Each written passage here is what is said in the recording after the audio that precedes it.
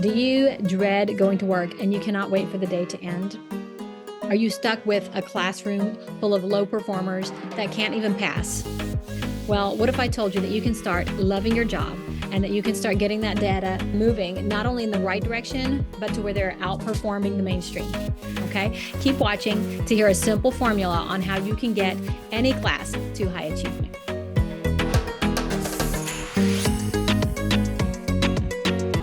It's a very simple formula. There's only two pieces to it.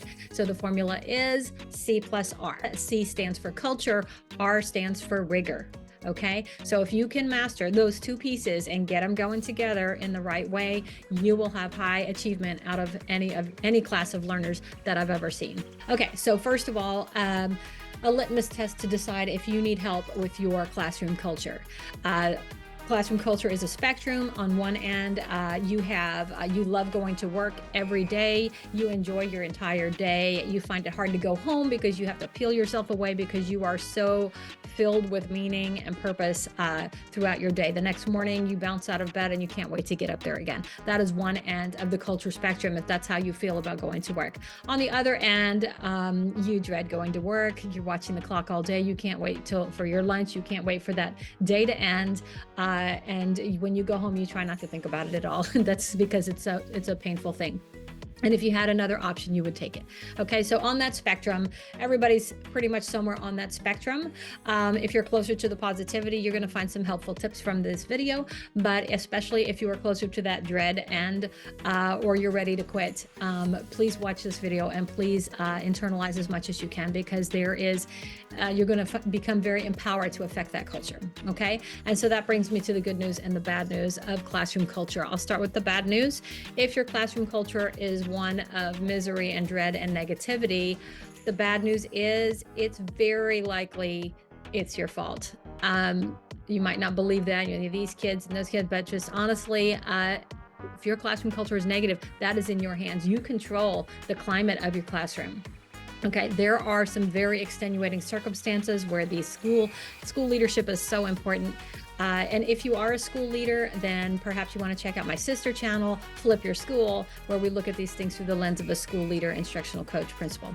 Okay, back to the classroom and the teachers. It is, and that is the good side, that is the good news of it, that it is, if it's your fault that the climate is negative and unproductive, that means you have the power to change that. And it is in your hands almost entirely about how much joy you're getting out of your day at work and how much the kids are learning and enjoying it as well. So we're going to talk about that formula, the culture part of the formula right now.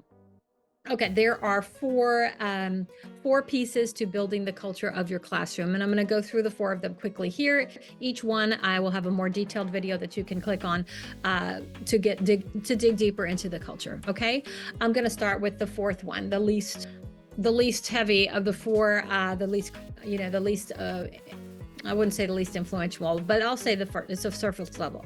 So number 4 are the systems in your classroom, okay? You need a system. You will quickly, if you've been a teacher for more than an hour, you will see quickly that you need a system. You're not the mama, you don't have 2 kids and they can go to the bathroom whenever they want and get snacks whenever they want. You have a lot of kids in there. So you have to have a system for everything. There's got to be a sharpening the pencil system. There's got to be a restrooms procedure, the group work, how to ask a question. I mean, there are so many procedure systems. The more clear you are on what systems are there, the better your day is going to flow. And the more things you think of ahead of time, the better time you're gonna have. You have to spend the beginning setting up those systems throughout the day. Take the time in front because it's going to save you just a ridiculous amount of time later in confusion and chaos and sorting those out, okay? So you're only as good as your systems. That is step 1. The good news, that's the easy one. You can plan it. If it doesn't work, fix it, change it, ask your neighbor teachers. Teachers are great people. They wanna help you. So find out what are their systems and they'll defer, but you'll find out what works for you over time, right? Second are skills. There are skills that you need to teach the kids. Really, you have to go in with the mindset that they have no skills. We're talking about a high-risk environment. Some kids are going to have some skills, but you never know what they are. So you need to go in and assume they don't have any skills, as in speaking skills, manners skills, polite skills, being able to say what they need, being able to say anything at all. Some kids will get to school and they just sit there and they don't know how to ask. They don't know how to talk to you. They don't know what to say. They might not speak the language, all of those things. Other kids, you might think they know how to make friends, but I guarantee you some kids are not going to know how to do that. They're not going to know how to disagree. They're not going to know how to agree. They're not going to know how to get in a line. They don't know what a line is. You have all kinds of things. So, I mean, I'm not talking about kindergartners either. I'm talking about all the way up. Okay, so go in there and just assume that there's going to be some kids or most kids that are not going to have many different skills, and I'll go into that deeper on the next on the video specifically for culture.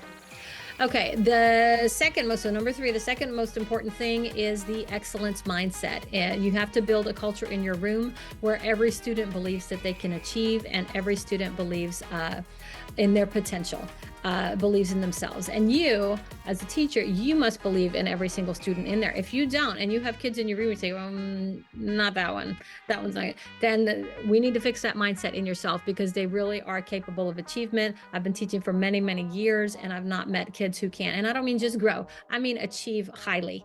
You know, we tend to undercut the kids and we think that they're not capable, and they will surprise the heck out of you when you just believe in them. They surprise me. I'll believe, yeah, I believe in you. Sometimes you're kind of wondering, but you're like, yeah, you can do it, you can do it. And they will turn around, and kids will get mastery, advanced performance that you really, I mean, you believed in them, but maybe you didn't believe that much in them, and they will pull it out because you made them believe in themselves. And that's what the key is. Okay, finally, what is the most important lever for flipping your classroom culture? And that one is relationships. You've heard it said a lot of times, but it really is critical. And there are critical pieces for building the relationships in a high-risk classroom. For example, relationships are built one-to-one. You can't build a relationship with the class. You know, they can have their opinion of you, but no, you don't have a relationship with the group. You always have a relationship with just one person. So I have specific strategies and techniques you can use for building those one-to-one relationships, because once you have that and the kids have a positive mindset toward you, they want to please you. You're not at war with them anymore. That's one of the things that makes a very negative classroom culture, is the kids are kind of at odds with the teacher, and nobody wants to go to war every day, and if the kids are not happy, you're not happy. So build a relationship, get on the same side with your kids. Okay, that's the C part of the formula, C plus R. The R stands for rigor. Okay, rigor is something that is, I will say, it's a little more difficult. There are a lot more factors to building the rigor in your classroom. There are things that you need to know. It's not just being happy and nice. You actually have to do specific things to build the rigor in your classroom, because otherwise you get happy and positive, but you're not getting the results that you need. Okay, what's a litmus test to see if you need to build the rigor in your classroom? How's your data? Look at your data. If it's great, then you probably have rigor. And if this is high risk to high achievement, so there are people who are good at building rigor in a high risk environment, but it's very different for high risk kids than it is for maybe more privileged kids or kids that are in the mainstream. They have resources, they have parents to help them there, they have other things. You don't have to build the rigor a lot in those classrooms. They might just come to you ready to do the grade level material. But I'm talking about high-risk learners, where most of your class is 2, 3, maybe 4 or more grade levels below where they're supposed to be. You know, you're teaching 5th grade, you're going to get kids in there who don't know their letter sounds and can't blend and can't. How do you teach 5th grade to students who don't? No curriculum I've seen is designed to reach those kind of kids, but you can still do it. So how do you do it? There are 5 critical pieces, and these pieces are, they're not in any kind of order, because they have to kind of flow and mix and be ongoing in the background all the time. Okay, so the first thing that sets apart a rigorous classroom in a high-risk environment is goal. You have to have a goal. You must be laser focused on that goal. You have to have it from the beginning to the end. I've been at schools where maybe they were used to teaching not so high risk students, and the teachers are like, oh, we don't mention that end of the year test until like 2 weeks before it. We don't want them to be pressured for that test. They don't need to. Maybe they don't need to. But high-risk learners, they need to know the goal. They need to know the end goal. You need to know the end goal. Everything you'll do in that class has got to be geared toward that end goal. It doesn't mean you're teaching to the test, but it does mean you're teaching with a level of rigor that is up to the level and past it for that summative evaluation. We're in a high stakes testing environment, and that's probably why you're on this channel. You need to get the results, okay? So you have to have a goal for the end of the year. It might be your state assessment. It might be a midterm assessment. And it might not be an assessment that's, you know, the traditional sense, but you must have that goal. Okay, and then every objective you're teaching of every moment of every day, there needs to be a clear connection between what I'm doing right now, how is that going to affect that end goal? And if you can't find that connection, maybe you don't need to be doing that thing in the classroom, right? And if the kids don't see the connection, that's going to affect their performance as well. And I always relate it to football.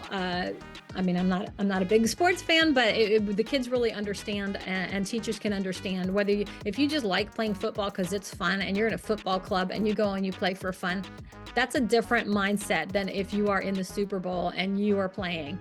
Nobody in the Super Bowl is pretending. I mean, nobody in the NFL, sorry, if you're in the NFL, nobody in the NFL is pretending there's no Super Bowl. Everybody knows it's there. Everything they do is geared to that. Every jog, every workout, every training, it's geared to win the Super Bowl. It's the same thing in school. I mean, that's motivating for me.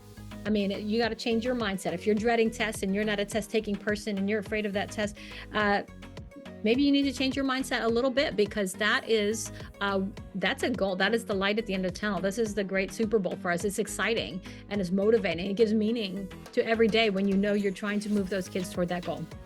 Okay, so that was the one thing. The second thing is teaching strategies. There are specific strategies that you must use with high-risk learners that you might not need for other situations, but things like monitoring the students. How do you monitor? How often do you monitor? When do you do that? So you have to be using effective teaching strategies with these students. It's critical. The next thing is data. Data must be interwoven into your routine, your system, daily, weekly, monthly. You have got to be tracking data. Your kids have to be tracking their data. You need to make it visible to them so that they can tell as well. So you know the goal, they know the goal. You know exactly where each kid is on their path to the goal. And each student knows where they are in that trajectory. Okay, it's very important that they know. Doesn't matter where they are, because as long as they know where they are in there, they will be able to track their progress. And that is key to building that sense of empowerment that all the kids need. Okay, next we have specific systems. There are specific systems you must have in your classroom if you are going to get to high achievement with these kids. Systems, for example, what do I do when I'm done? That is a system that believe it or not, a lot of teachers have no system for that, even very experienced teachers. And that is a commonality that I will see in schools that are not performing well and classrooms that are not performing well, is the kids get done and they're either sitting there, or they're doing something else, or they're causing trouble. Because, you know, if you set the clock for 10 minutes in these high risk environments, after 10 minutes, somebody's like barely going to get started. You know, that's if you leave them to their own devices, somebody will have sharpened their pencil for 10 minutes. And then another kid will have gotten done in the first minute, and they spent the rest of the 9 minutes doing who knows what. But the smarter they are, the more things they find to do, and the more they bring in friends. They can get into more things. And some of your biggest troublemakers in your classes, most likely, not always, but very likely, those are your high achievers, and they're just so bored because you're teaching down here.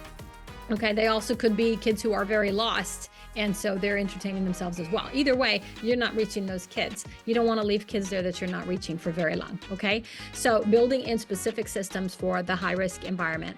And then finally, a specific mindset. So you have to have things built into your mindset and the classroom culture, and that specifically have to do with rigor, okay?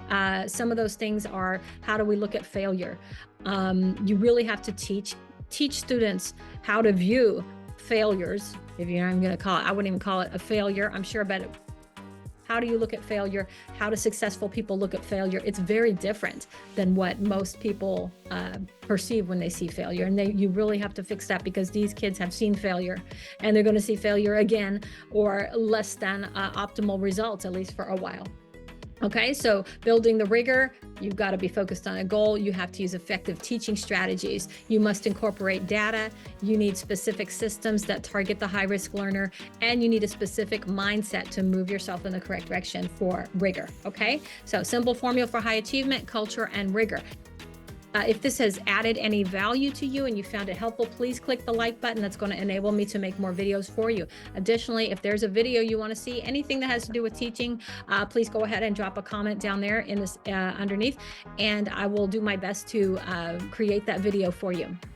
Okay, and if you would like to dive any deeper into any of these topics, I would encourage you to click on either of the two links here, how to create a positive collaborative classroom culture, or how to build rigor, or both, because they both work together, and you need those two components if you're going to move your high-risk learners to high achievement. Okay, so this has been Flip Your Classroom, and if nobody else has thanked you today, I want to thank you for all of the work you are doing to move these high-risk learners to high achievement.